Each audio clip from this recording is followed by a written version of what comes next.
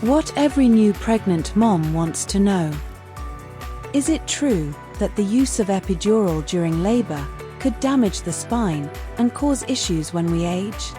An epidural during labor is a popular choice for pain relief. It involves insertion of a fine plastic tube close to the nerves in the back that supply the uterus.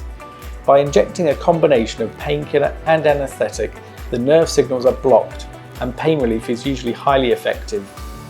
Inserting an epidural is a delicate procedure performed by highly skilled anaesthetic doctors. An epidural can be performed at any time during labour, but as it takes around 20 minutes to complete the insertion and around 20 minutes to be fully effective, it is not usually advised in the late stage of labour. Common concerns around the use of epidural analgesia include its effectiveness, side effects, and long-term complications. Other questions that are commonly asked include the effect on the ability to respond to contractions and whether this may increase the likelihood of needing an assisted delivery using forceps or Von 2s. It is possible to have a low-risk delivery without intervention if you have an epidural for pain relief in labour. The risk of long-term complications is very low, but you may wish to discuss your individual concerns with the anaesthetist performing the procedure. What is normal postpartum bleeding, and when should we be concerned? During pregnancy, there are various changes that take place in the mother's body that help reduce the risk of significant blood loss at the time of birth. One of those changes is an increase in the number of red blood cells, and another is an increased ability of the blood to form clots. A typical blood loss at the time of birth is up to 500 millilitres, a pint, or a volume of a bottle of soda. Most women will be able to compensate for this blood loss without any significant symptoms, but if blood loss is greater than this, or if it's ongoing after the birth, then symptoms can develop. These include fatigue, dizziness and fainting, and difficulties establishing breastfeeding. In cases where blood loss and symptoms are significant, blood transfusion can be given safely in the postnatal period. When will period resume after delivery? If you choose to breastfeed, the relatively high prolactin levels in the blood will tend to inhibit ovulation, and therefore periods may not return for many months or until the frequency of breastfeeding may change around the time the baby starts to wean onto solid foods, at about 6 months of age. For some women, and for those who either mixed feed or bottle feed their babies, periods may return between 4 and 6 weeks after the birth. When is it safe to resume sex after delivery?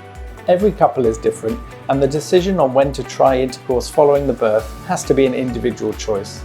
There are physical, emotional, and psychological factors that may influence this decision. In general terms, physical healing following vaginal birth and caesarean section is usually complete by 6 weeks. The uterus returns to a normal size, any vaginal tears or episiotomy scars are usually fully healed, and caesarean section recovery should be well underway. However, new parents will experience other issues related to tiredness, stress, and a change to your usual routine. You may also need to wait longer if you have a perineal tear or episiotomy due to the relatively low estrogen levels in the postnatal period. How do we know if we have postnatal depression? It is common to experience low mood after delivery. So common that the everyday phrase "the baby blues" is used to describe this phase. However, for some women, baby blues becomes more significant and has a bigger impact on their ability to look after themselves and their baby. In extreme circumstances, unrecognised and untreated postnatal depression can lead to women harming themselves and their baby. It is for this reason that every woman should be asked about their mood and how they're coping with motherhood as part of the normal postnatal checks.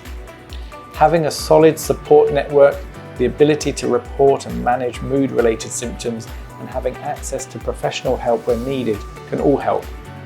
If you have a history or background of mental health related problems such as depression, anxiety, or conditions like bipolar affective disorder or schizophrenia, you should discuss this with your obstetrician and feel able to seek help when needed.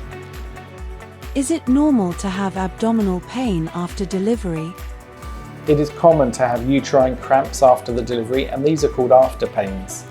Simple painkillers such as paracetamol and ibuprofen can be used to ease these pains, and it is safe to use these medications whilst breastfeeding.